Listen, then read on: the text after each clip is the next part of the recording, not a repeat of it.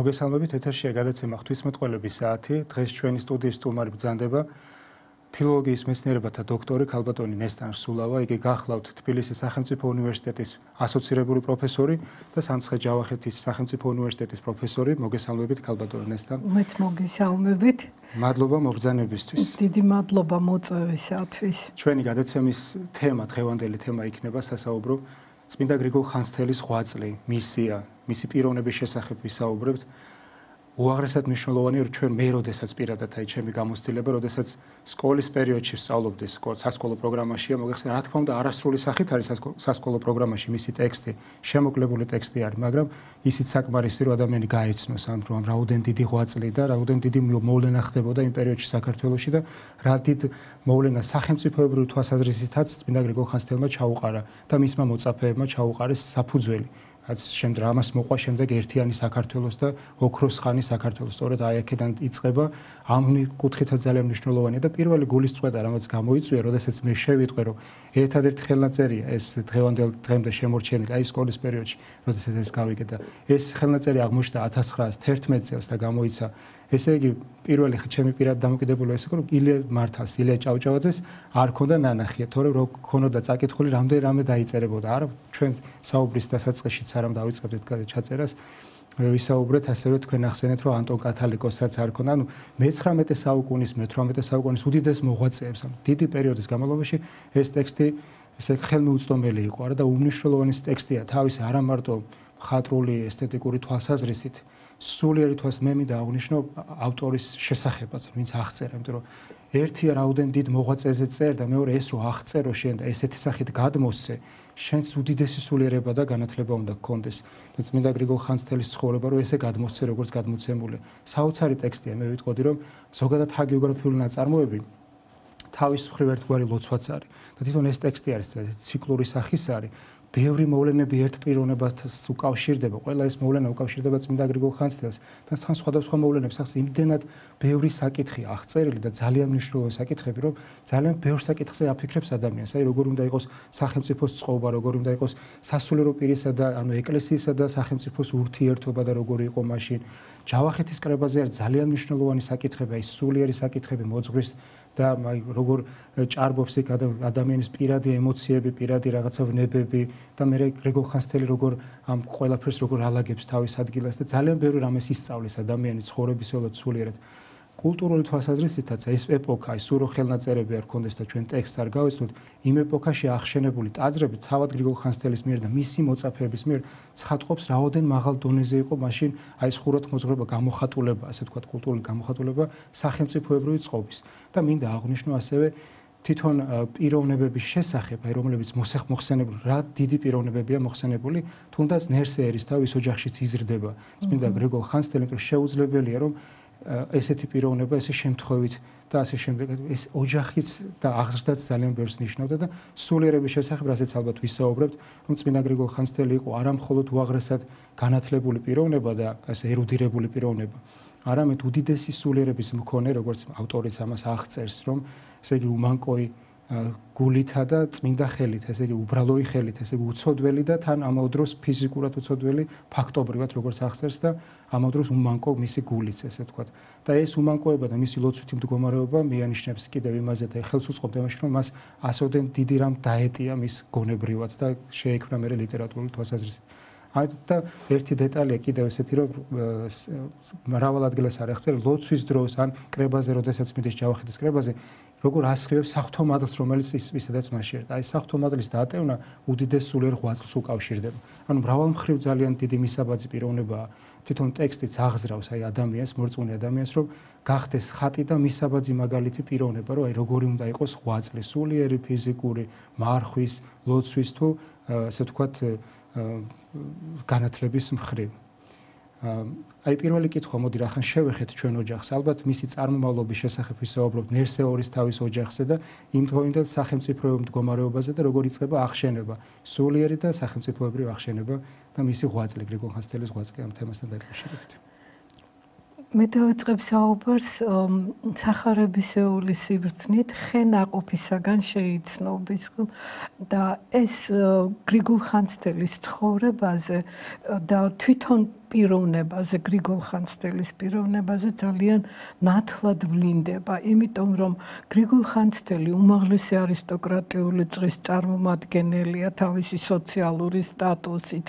მისი მამიდა იყო ნერსეერისთავის მეუღლე. ნერსეერისთავის ოჯახი ამ დროს მე-8 საუკუნის მეორე ნახევარში ჩანს როგორც წინამძღოლი მთელი ქართლისა, როგორც სახელმწიფოებრივი, ასევე კულტურულ საგანმანათლებლო თვალსაზრისით, იმიტომ რომ გრიგოლ ხანძთელის განათლებაზე დაკვირვება აჩვენებს, რაოდენ მაღალ დონეზე იყო საგანმანათლებლო საქმე დააყენებული და საგანგებოდ იშვილეს გრიგოლ ხანძთელი მამიდამ და ბიძამ იმის გამო, რომ მისთვის სრულყოფილი განათლება მიეცათ. როგორც ჩანს, ის იმთავითვე იყო გამიზნული საიმისოდ, რომ თვითონ სასულიერო გზას დასდგომო და ეს დედის პოზიციებიდანაც კარგად გამოჩნდა და ამ შეიძლება გავიხსენოთ, თქვათ, სახარებისეული, ისევ სახარებისეული პარადიგმა, ასე ვთქვათ, იმიტომ რომ როგორც იესო ქრისტე იყო, ყველა წმინდანი ხომ იესო ქრისტეს ბაძავს და მის მიერ გავლილი გზის დამოწმებას ცდილობს და ასე გრიგოლ ხანძთელიც იყო იესო ქრისტეს მსგავსად, როგორც დედისაგან იმთავითვე საღვთო გზაზე დაყენებისთვის განკუთვნილი პიროვნება და გრიგოლ ხანძთელმა შესანიშნავი განათლება მიიღო. მისი განათლება არა მხოლოდ სასულიერო ხაზით, არამედ საერო ხაზითაც, როგორც ჩანს, ძალიან ღრმა უნდა ყოფილიყო, იმიტომ რომ მან იცოდაო ეს სიბრძნე იგი ამის სოფლისაიო, გვეუბნება გიორგი მერჩულე და მაგრამ ჯერ კვალი სადაც აპოვის, ჯერ კვალი იგი განაგდისო, ესე იგი ის რაც არ იყო მისაღები საღვთისმეტყველო სწავლებით, რასაკვირველია ის იმას არ იღებდა და უпростоრად კრიტიკული თვალით აფასებდა, უყურებდა და მაგრამ ცოდნით ის ყველაფერი აუცილებლად უნდა სცოდნო და ამიტომ არის რომ გრიგოლ ხანძთელი დასაწყისიდანვე, თხზულების დასაწყისიდანვე შემოდის შემდეგი პარადიგმით და ეს ძალიან საინტერესოა. ზეცისა კაცი და ქვეყანისა ანგელოზი, რომელსაც სხვადასხვაგვარი განმარტება ეძლევა. ძირითადად განმარტავენ ხოლმე სამეცნიერო ლიტერატურაში, როგორც ამ ქვეყნად მოვლენილ ანგელოზს და ზეცაში კი ადამიანს ჩვეულებრივ, მაგრამ ამას კიდევ უფრო მეტი სიღრმისეული ანალიზი სჭირდება და ეს განიხილება ხუედიოსის კონტექსტში, იმიტომ რომ ხუედიოსი წარმოდგენილია როგორც ზეციური ანგელოზი და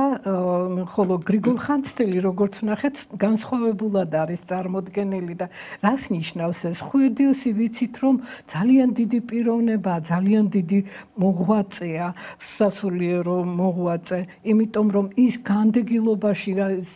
ღრმა სიბერემდე მივიდა და მაგრამ მას ის არ დაუტოვებია,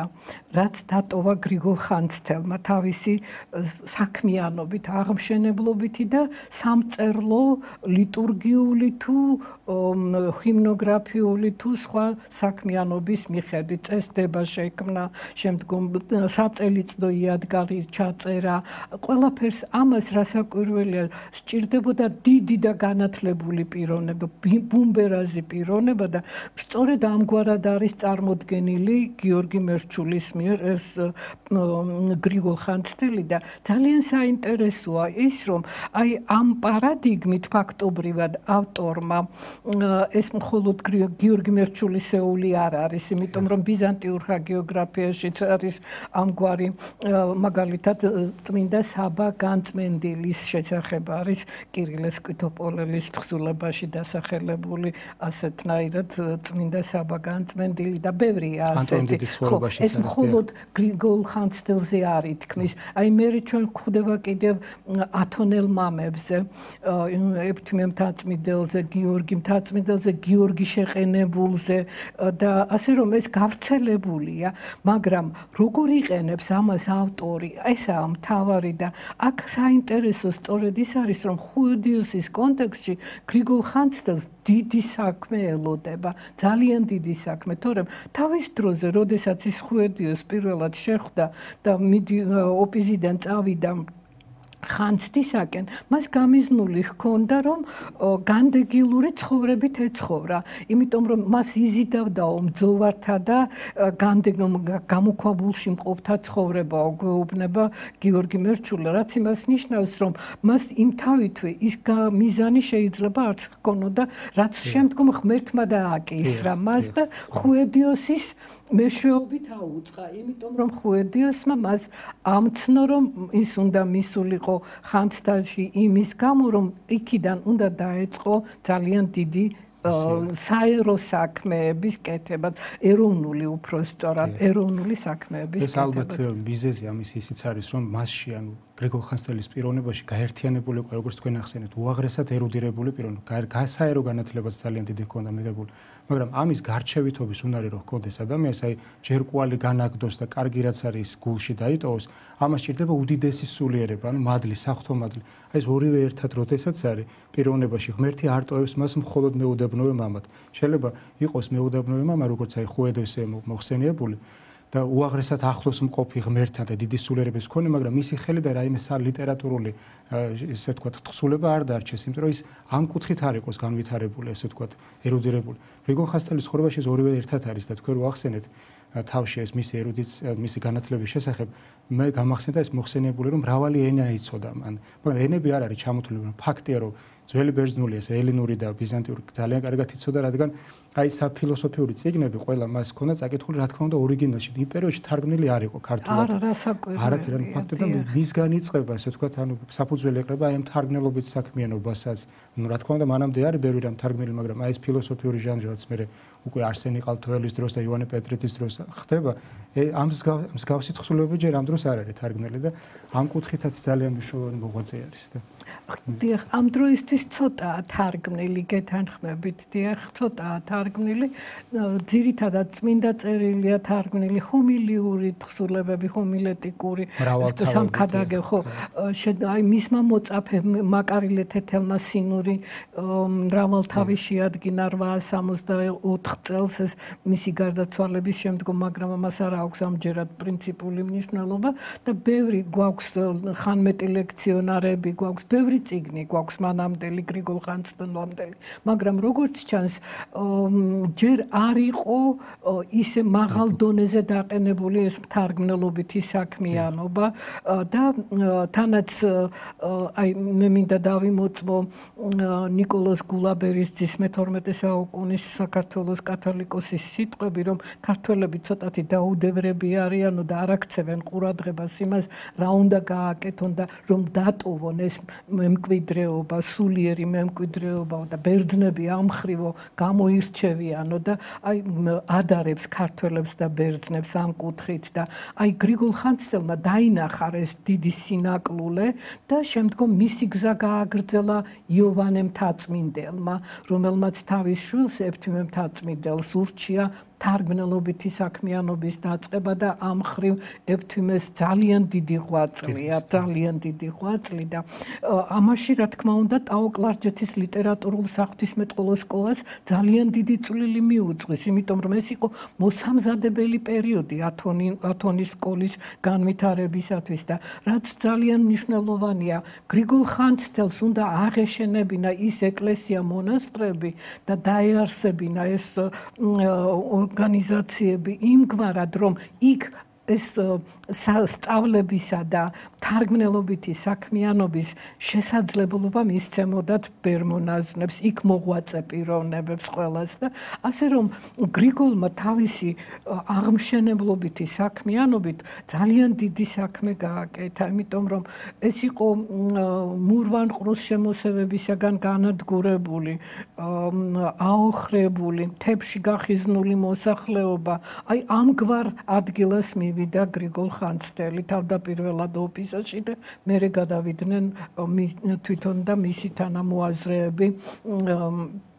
ხანძთაში და დაიწყეს მშენებლობა, მაგრამ ეს შეუძლებელი იქნებოდა საერო პირთა დახმარების გარეშე და ამას შესანიშნავად გამოთქვამს და გამოხატავს გაბრიელ დაფანჩული. თქვენთან არის სულიერი კეთილი, ჩვენთან არის ხორციელი კეთილი. ესე შევზავნეთ ურთიერთასო, როდესაც ეუბნება ამ სიტყვებს, მან უკვე იცის გრიგოლმა რა დიდი საქმეები უნდა გააკეთოს და როგორ უნდა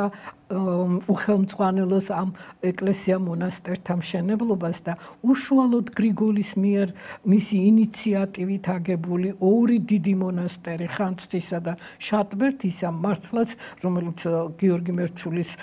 თხზულების სათაურშიც არის გამოტანილი ეს არის უზარმაზარი მნიშვნელობის საქმე იმიტომ რომ ერთიც და მეორეც სახელგანთქმული იყო იმდროინდელი ქართლის სამწიგნობრო სასულიერო საქმიანობაში და ხანძთიდან დაიწყო ყველაფერი შეიძლება ითქვას. ამიტომაც ამბობს ხანძთა სულიერად მშობელი ქართველთაო გიორგი მერჩულე, რომელიც ასევე ხედავს იმას, რაც გააკეთა გრიგოლ ხანძთელმა. დიახ, ეს არის ორგვარი გაგებით უდაბნოს ქალაქად მყოფელი, ანუ ხანძთა როგორც თქვენ ახსენეთ, გაუდაბურებული ადგილის შემოსევებისგან და აქედან იწყება აღმშენებლობა სულიერი და მერე სახელმწიფოებრივი და მეორეს მხრივ სულიერი გაგებითაც რაც თქმა უნდა სულიერი აღმშენებლობაც უდაბნოს სულიერი უდაბნოსაც ქალაქად ხსენუ ღვთისმადლს იმკვიდრებს. ალბათ საჭიროა იმაზეც ვთქვათ, რომ ყველგან სადაც კი მიდის გრიგოლი ან მისი მოწაფეები და თანამოაზრეები, აი მაგალითად თეოდორე ქრისტეფორე ისინი აშენებენ თეოდორე ნეძვის მონასტერს აშენებს ქრისტეფორე კვირიკეთის მონასტერს აშენებს დღევანდელი საქართველოს ტერიტორიაზე ესენია სწორედ და ამიტომ ვახსენებს ასევე იშხანს განაახლებს მისი დეიდაშვილი საბა და ყველას სთხოვს რომ წილი დამადებინეთ თქვენს მიერ აგებულ მონასტრებშიო რას ნიშნავს ეს რომ გრიგოლ ხანძთელის ღვაწლი მთლიანად მთელ საქართველოს უნდა გადასწყვეტს. იშვიათია ისეთი პიროვნება, როგორიც არის გრიგოლ ხანძთელი, სხვათა შორის და დასანანია ძალიან, რომ საუკუნეებმა ჩაიარა გრიგოლ ხანძთელის ცხოვრების გარეშე ჩვენს ქვეყანაში. აი ეს ძალიან დასანანი ფაქტია და თქვენ ძალიან სწორად აღნიშნეთ, რომ მე-20 საუკუნემდე ფაქტობრივად უცნობი იყო 1911 წელს გამოქვეყნდა პირველად თხზულება. თხზულების შესახებ გასაგებია იცოდა ვთქვათ ნიკო ჩუბინაშვილმა რომელმაც იერუსალიმში ყოფნის დროს ხელნაწერი ნახა ასევე ცაგარელმა იცოდა ესეც ალექსანდრე ცაგარელმა მაგრამ აი ნიკო მარისა და ივანე ჯავახიშვილის იერუსალიმსა და სინას მთაზე ყოფნის პერიოდში იყო რომ იპოვეს მათ იერუსალიმში ეს ხელნაწერი სხვათა შორის ხელნაწერი იპოვა პირველად ივანე ჯავახიშვილმა და თავის მასწავლებელს გადასცა ეს დასამუშავებლად და გამოსაცემად და შემდგომ 1911 წელს ყოველმხრივი შესწავლის შედეგად იყო რომ ნიკო მარმა გამოსცა ეს თავის სერიაში და ძალიან საინტერესო გამოცემაც არის ფაქტობრივად არც არაფერი შეცვლილა მას შემდეგ ბეჭდვითი თვალსაზრისით საგამომცემლო თვალსაზრისით და ისიც უნდა ითქვას რომ ის ერთადერთი ხელნაწერი მე-12 საუკუნისაა და მასში გიორგი მერჩულეს როგორც გიორგი მერჩულის ტექსტი ცოტათი შეცვლილი ჩანს, იმიტომ რომ თვითონ ტექსტშიც არის მითითებული, რომ ბაგრატ ერისთავთერისთავი ჩაერია სასწაულებრივი ეპიზოდების შეტანაში. იმიტომ რომ გრიგოლ ხანძთელის ცხოვრების დაწერის შემდგომ, როგორც ჩანს გიორგი მერჩულეზე რაღაც საყვედურები გამოთქმულა იმის გამო რომ გრიგოლ ხანძთელზე არ არის სასწაულებრივი ეპიზოდები შეტანილიო და ამის შეტანა აუცილებელია არ არის შუშანიკის წამების ტექსტი რომ გავიხსენოთ იქ სასწაულებრივი ეპიზოდები ძალიან მნიშვნელოვან ადგილს იჭერს ხომ იმიტომ რომ ეს სასწაული ნებისმიერ წმინდანს აახლოვებს იესო ქრისტესთან მაცხოვართან და ამიტომ აუცილებელია ეს კომპონენტი ელემენტი იყოს ჰაგიოგრაფიულ თხზულებაში და ამიტომ სასწაულებრივი ეპიზოდები შეიტანა ბაგრატ ერისთავთერისთავმა და ამ ყვედრებისაგან დაიხსნა ფაქტობრივად მან გიორგი მერჩულე, რომელიც ისევე როგორც გრიგოლ ხანძთელი ბუმბერაზი პიროვნება ჩანს, რადგან გიორგი მერჩულეს არა მხოლოდ ეს თხზულება აქვს, ჰაგიოგრაფიული თხზულება დაწერილი, არამედ მას აქვს საგალობლებით შექმნილი და მიქაელ მოდრეკილის ჰიმნოგრაფიულ კრებულში, საწელიწოდო იადგარში ამის დამადასტურებელი ფაქტები არის. ასე რომ ჩვენ გრიგოლ ხანძთელის შესახებ შეგვიძლია ვისაუბროთ როგორც აღმშენებელზე, მონასტერთა აღმშენებელზე, სადაც ძალიან დიდი ეროვნული საქმე უნდა გაკეთდეს, გარდა იმისა, რომ ლიტურგია წარიმართოს სწორად, არამედ როგორც მწერალზე, შემოქმედ ადამიანზე, იმიტომ რომ მას აქვს ტიპიკონი შედგენილი და ალბათ სასაუბროა ტიპიკონთან დაკავშირებით და ასევე მან ჩაწერა საწელიწოდო იადგარი, რომლის შესახებ არაჩვეულებრივად საუბრობს გიორგი მერჩულე, მეხსიერებასთან გრიგოლ ხანძთელის ფენომენალურ მეხსიერებასთან დაკავშირებით ახსენებს და ამბობს ასეთ რამეს, რომ აწარს ხანძთას ხელითა მისითა დაწერილი საწელიწოდო იადგარი სულისაწმინდისა მიერ, რომლისა სიტყვანი ფრიად კეთილარიან, ესე იგი როგორი მნიშვნელობა მიანიჭა მან საწელიწოდო იადგარს. სხვათა შორის საწელიწოდო იადგარი პირველად სწორედ აი აქ არის ნახსენები, მართალია თხზულება დაწერილია 951 წელს, მაგრამ ცნობა ძველია და ესაა საინტერესო და ეს უნდა იყოს დაახლოებით მე-9 საუკუნის 20-იანი წლების მეორე ნახევარი, როდესაც კონსტანტინოპოლში იმყოფებოდა გრიგოლ ხანძთელი საბაიშხნელთან და თავის ორ მოწაფესთან ერთად, რათა იქაური სამონასტრო ცხოვრება შეესწავლა და ზუსტად სცოდნოდა ყველაფერი, როგორ წარიმართება ეკლესია მონასტრებში ლიტურგია და როგორ ცხოვრობენ ბერმონაზვნები, როგორი არის ეს კონსტიტუცია, შეიძლება ამას ასე ვუწოდოთ, იმიტომ რომ ტიპიკონი იგივე საბერმონაზვნო კონსტიტუცია და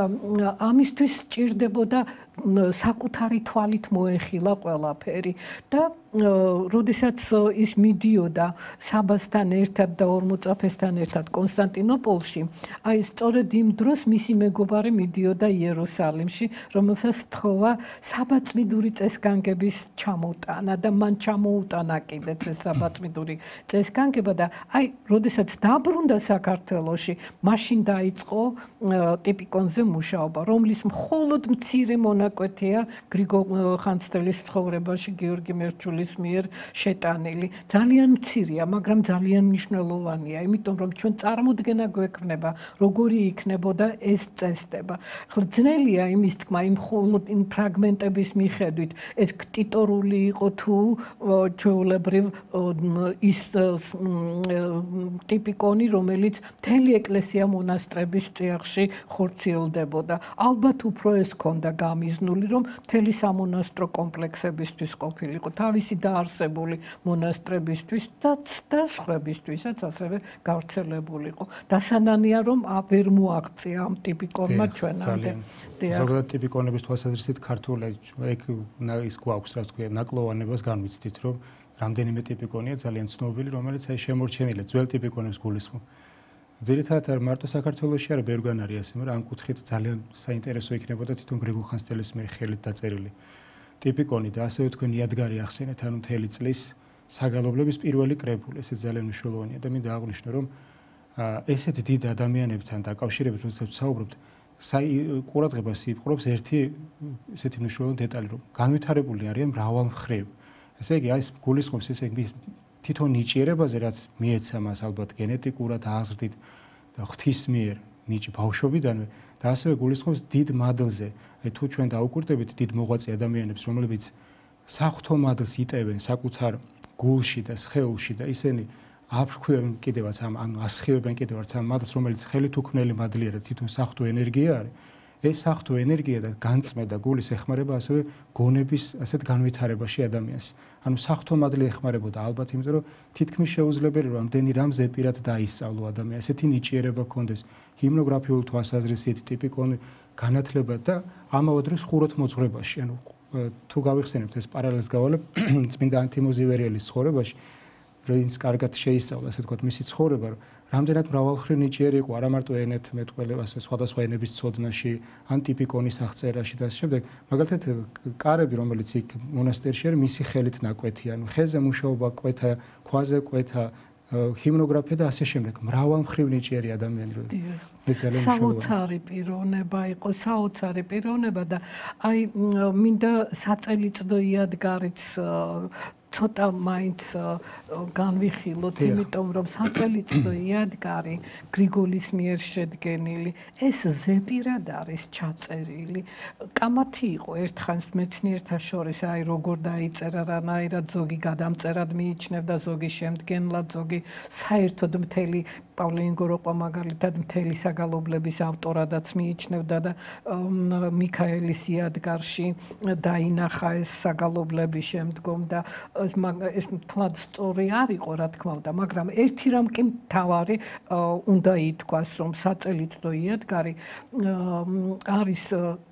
ჰიმნოგრაფიული კრებული, იმ საგალობლების კრებული, რომლებიც ეკლესია მონასტრებში სრულდებოდა გალობით, ხო? და ამიტომ მისი ჩაწერის აუცილებლობა იგრძნო და ამიტომ ჩაწერა. ამას წინ უძღოდა, რა თქმა უნდა, ბიზანტიაში მიღებული გამოცდილება, იმიტომ რომ კონსტანტინოპოლში მიღებული გამოცდილება, იმიტომ რომ იქ უკვე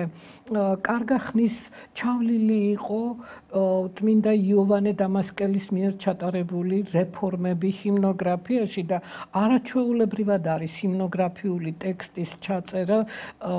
ჩაწერის პროცესი იოვანე დამასკელის ცხოვრებაში აღწერილი, როდესაც ნათქვამი არის ასეთი რამ, რომ ეს ჯერ წერდა ტექსტს, შემდგომ ამას გალობით ასრულებდა იოვანე დამასკელი და მერე რაღაცას წერდა კიდევ ამ დაწერილ ტექსტში.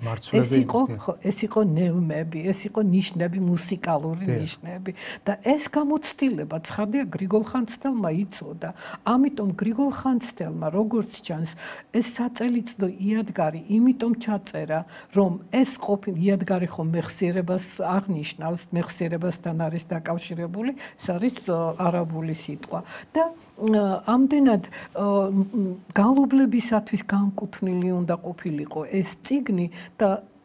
მე პირადად ვფიქრობ, რომ ეს უნდა ყოფილიყო ნევნირებული, იმიტომ რომ მას უკვე ჰქონდა ბიზანტიაში მიღებული გამოცდილება საამისო და ცხადია, რომ ამას ყველაფერს საქართველოშიც გააკეთებდა გრიგოლ ხანძთელი და ამიტომ სავარაუდოდ ის უნდა ყოფილიყო ნევნირებული. ჩვენ ხომ ნევნირებული 4 ხელნაწერი გვაქვს ჯერჯერობით, მხოლოდ შემორჩენილი 3 იადგარია, 2 სინას მთაზე დაცული, სინა 1, სინა 14 და ერთიც მიქაელ მოდრეკელის საწელიწადო იადგარი და იორდანეს ძლისპირთა კრებული, ეს კი მე-11 საუკუნისაა და აი ამ საწელიწადო იადგარის შესახებ მიქაელ მოდრეკელს უთუოდ ეცოდინებოდა, იმიტომ რომ ის მაშინ ადგენს ამ თავის იადგარს, როდესაც გიორგი მერჩულეს უკვე დაწერილი აქვს თხზულება სულ 27 წლის წინ. და ეს იმას ნიშნავს, რომ მან ყველაფერი იცის, რაც ხდება ხანძთაში, ხანძთის და შატბერდელ ბერმონაზნებს ერთმანეთთან ძალიან მჭიდრო ურთიერთობა ჰქონდათ და ეს ძალიან კარგად ჩანს გრიგოლ ხანძთელის მაგალითზე. დიახ, და სავარაუდოდ რა თქმა უნდა, მეც გეთანხმებით, ჩემი მოსაზრებითაც უნდა ყოფილიყო ემირებული, იმიტომ რომ მელოდიურია ზოგადად საგალობლები იქნება მელოდიურად იმ თავითვე, როდესაც იწყება უკვე ამ კუთხით საგალობლების ჩაწერა, უკვე მე-6 საუკუნიდან ყოველთვის იგალობებოდა და მე რა თქმა უნდა ძლისპირები და მე ერთხმად 2 გუნდი გალობდა და მე უკვე ბიზანტიურ ხანაში ძალიან იხვეწება და რა თქმა უნდა საქართველოს ალბათ ასე იქნებოდა გადმოტანილი. ნენელ ალბათ უფრო მეტი და მეტი წარმოჩინდება ამ კუთხით. მინდა ვახსენო იმ დროინდელ საქართველოს პოლიტიკურ მდგომარეობაზე, ერისთავები მართავენ ქართლს, ძალიან მნიშვნელოვანი თქვი ჩვენ ვერსე ერისთავი ახსენეთ თქვენ. გვარამ მამფალის, აი შემდეგ ალბათ ჯავახეთის კრებასაც ვახსენებთ, ძალიან ბევრი დეტალი ჩანს. აი ამ სახელმწიფო მოხელების კათალიკოსის არჩევა როგორ ხდება, მე რატო არის დაპირისპირება. ბევრ ამის გვასწავლის დღევანდელ დღესაც, რადგან დღესაც ბევრი ესე ვთქვათ, ხშირად ხდება ხოლმე განკითხვა ეკლესიის მიმართ, სასულიერო დასის, სინოდის მიმართ, ან უწმინდესის მიმართ რაღაც გარკვეულ ქმედებებზე და ხშირ შემთხვევაში ეს ეკლესიის ისტორიაში ყოველთვის ასე იყო. ყოველთვის, როდესაც ადამიანს რაღაც არ მოწონს, ან უნდა რომ გააპროტესტოს, ასე ვთქვათ, ან წინააღმდეგობა გაუწიოს, მაგალითად მოყავს ან ჯულის კანონი დაირღვა, ან რაღაცა საღვთოს ჯული დაირღვა და ასე შემდეგ. ეს ძალიან ნათლად ჩანს ჯავახეთის კრებაზე, რომ გარკვეული კანონები დარღვეულია, მაგრამ ღვთისნება რომ მაინც ახსრულდა, ამას როგორ წარმოაჩენს, მე როგორ პატივს მიაგებენ მას, როგორც დიდ მოღვაწეს გრიგოლ ხანძთელს. აი მნიშვნელოვნად დღეს როცა ჩვენ ვფიქრობთ უკვე ერთიან საქართველოზე, ეს იდეა იმდენი საუკუნეებია გამტკიცდა საქართველოში, ჩვენთვის გასაკვირი არაფერი არ არის, მაგრამ ამ ყველაფერს საფუძველს უყრის გრიგოლ ხანძთელის ეპოქა და თავად მისი ღვაწლი. და ამ კუთხითაც განვიხილოთ. ძალიან საინტერესოა, სწორედ რომ ღვთისნებითობით ხდება ყველაფერი, იმიტომ რომ ღვთისგანგება წარმართავს ყოველივეს და ეს იმას ნიშნავს, რომ ადამიანი სასულიერო პირი ყოველ შემთხვევაში ამ მხრივ განსაკუთრებულ ყურადღებას აქცევს სწორედ ღვთისნებითობას, რომ ის რაც ხდება, აუცილებლად ღვთისნებით ხდება. ღვთისნების გარეშე ფოთოლიც კი არ ჩამოვარდება და ამას ძალიან დიდი ადგილი აქვს ჯერ კიდევ ახალ აღთქმაში დათმობილი და აი წმინდა გრიგოლ ნაზიანზელი სხვათა შორის განიხილავს სახარების ტექსტს სწორედ განგებისეული კონცეფციიდან გამომდინარე, იმიტომ რომ ის რაც მოხდა ყველაფერი იყო ღვთისნებით. შოუბა, შემდგომ მისი ჯვარცმა და ყველაფერი აღდგომა, ყველაფერი იყო ღვთისნებითობით ახსნილი გრიგოლ ნაზიანზელის მიერ და ამას ძალიან დიდი მნიშვნელობა აქვს, იმიტომ რომ ღვთისნების გარეშე არაფერი არ ხდება და გრიგოლ ხანძთელი, როდესაც ჯავახეთის კრებაზე მივიდა, 101 წლისა იყო მაშინ, ეს კრება ჩატარდა 860 წელს ღრტილაში და აი ამ კრებაზე მისმა სიტყვამ გადაწყვიტა ფაქტობრივად მისი მოწაფის არსენის კათალიკოსობა. მართალია არსენი ასაკობრივი თვალსაზრისით არ იყო ჯერ კათალიკოსობისთვის შესაფერისი კანდიდატურა, მაგრამ თავარი ის იყო, რომ ის თავისი შინაგანი სამყაროთი, თავისი სულიერებით, თავისი ცხოვრებით ყოველ მხრივ იმსახურებდა ამ პატივს და ამიტომ როდესაც ეფრემს შეხვდა პირველად და ეფრემს უთხრა, რომ ნუ უშლის შენს ძმასო, იმიტომ რომ ერთად გაიზარდნენ არა და ეფრემმა მას უპასუხა, რომ ამას ვერ შეეგუებოდა, იმიტომ რომ არ იყო სწორი გადაწყვეტილება არსენის კათალიკოსობა, რადგან მამამისმა იმძლავრა მაშინ მირიანმა, იმძლავრა და ისე დასვა მცირე ეპისკოპოსთა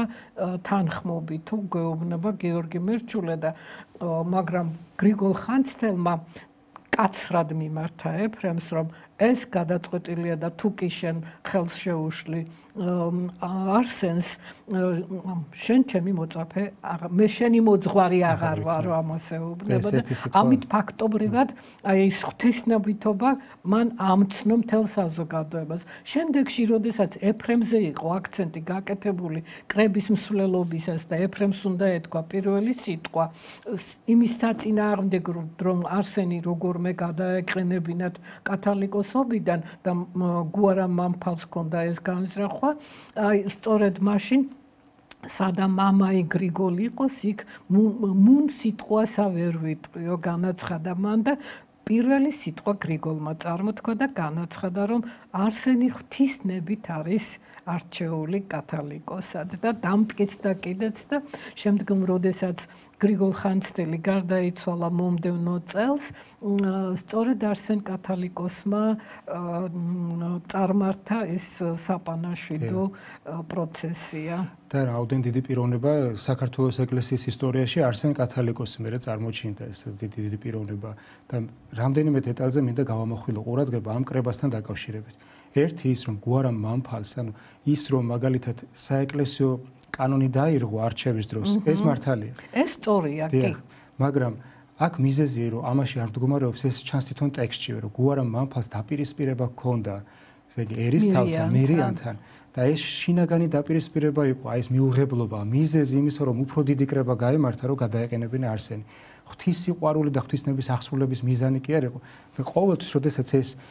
ქვეცნობიერად მაინც არის ადამიანში შეიძლება ქვეცნობიერად იყოს და უპირისპირდება რაღაცა მოვლენას თანამედროვე ეკლესიის ისტორიაში ასე არის თუ დაუკვირდება იგი საკუთარ შინაგან სამყაროს ხშირ შემთხვევაში ხდება არა ის რომ ღვთისნება წარმოჩინდეს და ამ სიმართლეს ემსახუროს არამედ შინაგანი დაპირისპირების გამო ხანდახან არის შური ხანდახან არის აი სხვადასხვა ცოდვები რომელიც ჩვენ გულში არის ეს არის მიზეზი იმის და მე ჩვენ მოვყავს მიზეზებად უკვე ის რაც რეალურად პრობლემას წარმოადგენს აი მაგალითად საეკლესიო კანონი ირღვევა და ეს ხდებოდა ყოველთვის თუ ძველი აღთმის ისტორიასაც გადავხედავთ მოსე წინასწარმეტყველის წინააღმდეგ იწყება რამდენიმე შეთქმულება და ყოველთვის შეთქმულების პირები მაგალითად მოხავთ მოსეს შეცდომები მაგალითად გადასტუმან მას ჯული დაარღვია და თუ ამ სიტყვებს დაუჯერებთ მართლები არიან მაგრამ ღვთის წინაშე მართლები არ არიან და ადამიანის წინაშე რადგან მათი мотиваცია მიზანი სიყვარული არ არის აი ეს ხდება ჯავახეთის კრებაზე და წარმოჩინდა რომ შეიძლება რაღაც გარკვეული სახის კანონი დაირღვეს რაღაცა მოხდეს ამას ისტორიულ პრეცედენტი უწოდოთ ჩვენ და შეიძლება თანამედროვე ეპოქაშიც მოხდეს იმიტომ რომ ბევრი მოხდა და რეალურად ღვთისნება აღსრულდეს და გრიგოლ ხანძთელიც ასე მიმართავს რომ ჩვენ ის გავიგოთ ღვთისნება არის თუ არა ის რომ მორჩა რომ გახდა კათალიკოსი ის კი არა რომ რაღაცა კანონი დაირღვა ღვთისნება თუ არის აქედან იწყებს საუბარს და დიახ და აი ღვთისნებითობას ამყარებს ყველაფერი აჩვენებს იმას რომ გასაგებია განა გრიგოლმა არ იცოდა ის რომ არ იყო სწორი გადაწყვეტილება მაშინ როცა ნაადრევად იყო არსენი კათალიკოსად არჩეული და თან მამის ინიციატივით რაც არ უნდა მომხდარიყო თავისთავად ცხადია მაგრამ რაკიღა მოხდა მერე უკვე შეიძლებოდა აი აქ ჩანს სწორედ ის სახელმწიფოებრივი ხედვა რომ მერე შეიძლებოდა ხელი შეშლო და ბევრ რამეს და არასწორად განვითარებულიყო მოვლენები და დაპირისპირება კიდევ უფრო დიდ კონფლიქტში გადაზრდილიყო და ამიტომ მან დაინახა ეს ყველაფერი აი 101 წლის ადამიანი ხედავს ყოველივეს რა შეიძლება მოჰყვეს მე რა გართულება შეიძლება მოჰყვეს ყოველივე ამას და ამიტომ ამჯობინებს რომ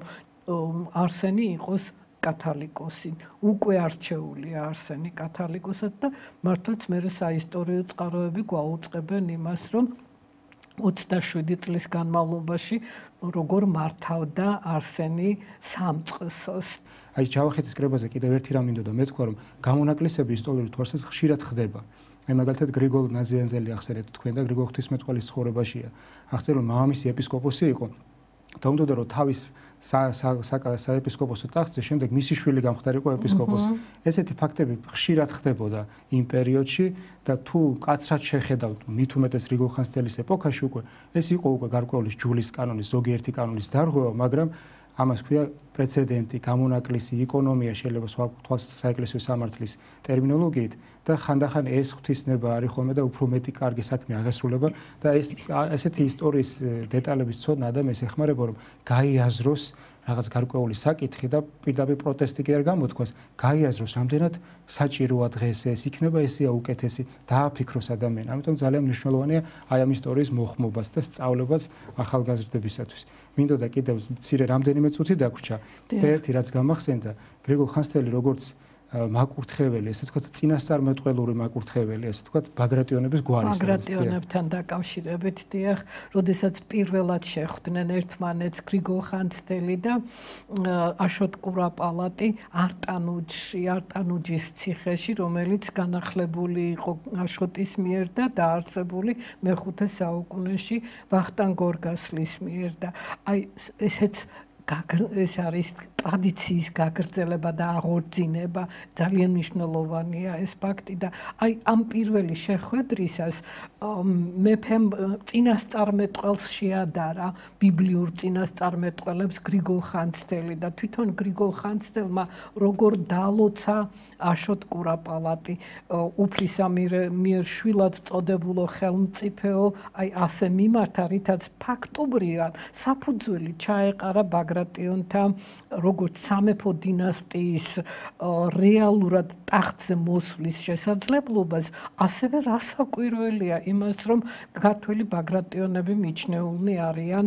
ბიბლიური დავითის შთამომავლებად და ამდენად ძალიან საინტერესოა დავით წინასწარმეტყველისა და უფლისა მიერ შვილად წოდებულ აი ამ სიტყვებში არის ეს გამჟღავნებული და აქვე აუცილებლად უნდა ვახსენოთ ის, რომ აშოტ კურაპალატის და საზოგადოდ მეფის ავტორიტეტის დასაცავად როგორ ზრუნავს და იბრძვის გრიგოლ ხანძთელი. ეს მისი ავტორიტეტიც არის უშუალოდ როგორც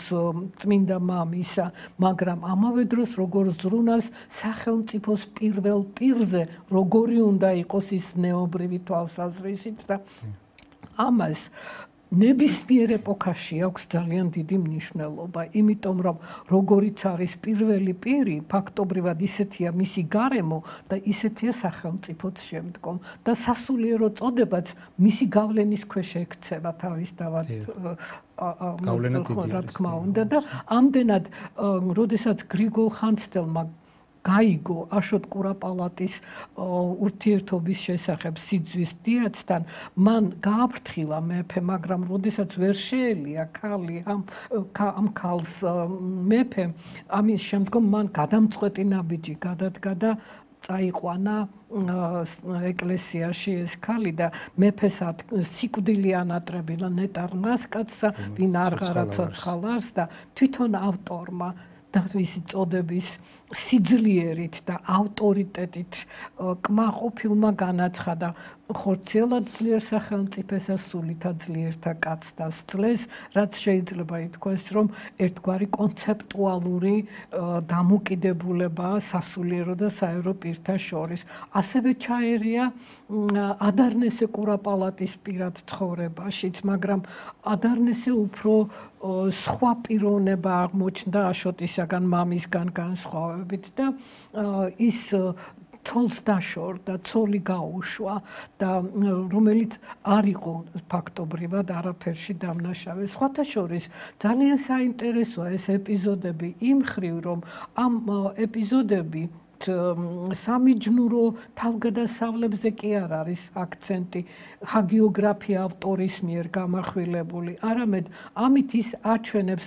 გრიგოლის ავტორიტეტს, სასულიერო წოდების წარმომადგენლის ავტორიტეტს და აჩვენებს იმ ვითარებას, რომელიც სამეფო ოჯახში შეიქმნა იმ პერიოდში და როგორ უნდა ეშველოს ამას, ამ გზასაც სახავს ავტორი. რეალურად კი ამან მერე მოამზადა საფუძველი საერო ლიტერატურის ჩამოყალიბებისათვის უკვე მე-12 საუკუნეში, მაგრამ აი რაღაც ელემენტები ამ დროს იგრძნობა. დიახ, და ძალიან მნიშვნელოვანია, რომ ავტორი არ მალავს ნაკლებს. აი თუნდაც ერისთავთან სასურველ ყველა ნაკლს წარმოაჩენს ცოდვა, შინაგან ესე ვთქვათ, ნებებს წარმოაჩენს და მნიშვნელოვანია თვითონ აი კურაპალატის მორჩილებაც, არა მარტო გრიგოლ ხანძთელის ავტორიტეტი და სულიერება, მორჩილებაც, იმიტომ რომ ბევრი ადამიანი დღეს კურაპალატი კი არა, უბრალო ერისკაციც მიზეზებს და მიზეზთა ცოდვისათა როგორც ფსალმუშია მოიგონებს, რომ რაღაც ღვთის გზას გვერდი აუაროს, რომ აი ეს უჭირს, ეს მნება აქვს და ასე შემდეგ. და რამდენად უჭირდა ალბათ კურაპალატს აი ამ ნაბიჯის გადადგმა და ეს სიტყვები რო წარმართქო, რომ სიკვდილი ინატრა, მაგრამ მაინც დაემორჩილა. ეს ძალიან დიდი გმირული ნაბიჯია სულიერი თვალსაზრისით მისი მხრიდან. ესეც ძალიან მნიშვნელოვანი მაგალითია. ყველა დეტალი გრიგოლ ხანძთელის ცხოვრებაში არის მაგალითი, რომ აღზრავს მორწმუნე ადამიანს, როგორც აი მისაბაძ პიროვნებას და ეხმარება სულიერ ცხოვრებაში. ლოცვასავით არის მისი კითხვა, ამიტომ ძალიან მნიშვნელოვანი არის. ძალიან საინტერესო როგორ ეუბნება ამ სიძვის დიაც კი უწოდებს ავტორი ამ ქალს, მაგრამ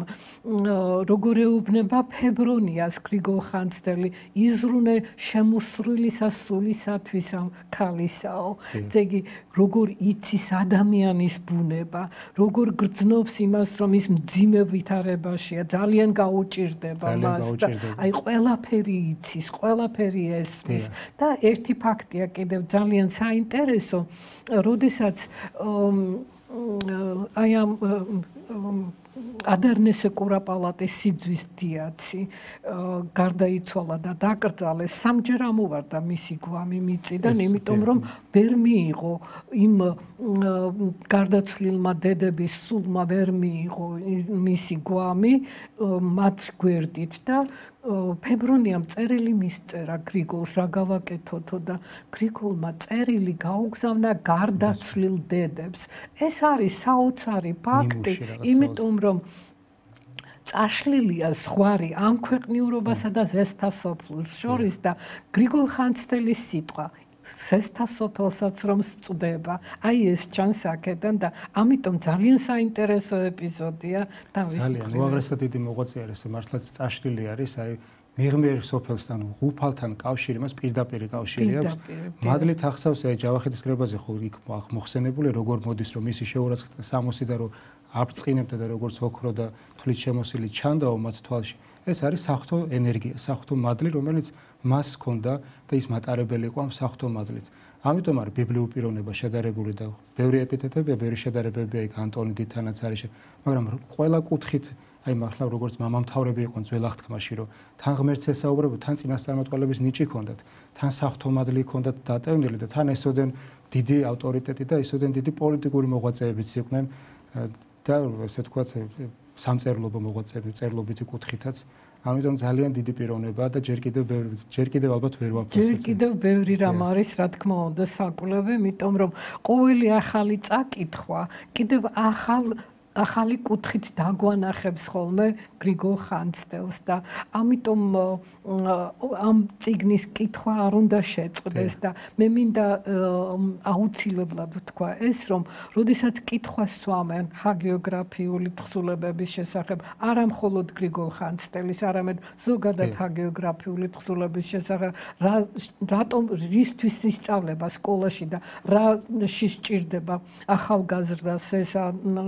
რატომ უნდა ისწავლებოდეს არ არიან მართლები, იმიტომ რომ რასაკვირველია, ეს ხომ მაგალითია ცხოვრებას ასწავლის, არა? და ამაში იმიტომ რომ აქ არის ადამიანთმცოდნეობითი თვალსაზრისით დანახული ყოველი პერსონაჟი თხზულებაში და შესაბამისად ის ასწავლის ჩვენს თანამედროვე ახალგაზრდებსაც ზნეობრივ ცხოვრებას უწინააღმდეგო. ძალიან ბევრი რაც აუცილებლად სჭირდება ნებისმიერი ასაკის ადამიანს. სამწუხაროდ ჩვენი დრო ამოიწურა. მე ვფიქრობ, რომ სამომავლოდ კარგი იქნება თუ თქვენ მოიცლეთ აი ჰაგიოგრაფიასთან დაკავშირებით და მის სწავლების აუცილებლობასთან დაკავშირებით ერთი გადაცემა რო ჩაიწეროს. ესე დავასრულებ საუბარს, რომ თხო უფალს რომ მეუხი იყოს გრიგოლ ხანძთელი ჩვენი ქვეყნისათვის და წმინდა გიორგი რადგან მის სახელზე აგებდა ძირითადად ტაძრებს მის პერიოდში სულ წმინდა გიორგის სახელზე ეგებოდა ტაძარი რომ ისე გამთლიანებული იყოს როგორი საფუძველით ჩაუყარა წმინდა გრიგოლ ხანძთელმა ჩვენ ქვეყანას და ამით გემშვიდობებით დროებით ჩვენი დრო ამოიწურა შეგახსენებთ რომ ჩვენი სტუმარი ბრძანდებოდა ფილოლოგიის მეცნიერებათა დოქტორი ქალბატონი ნესტან სულავა დროებით გემშვიდობებით მომავალ შეხვედრამდე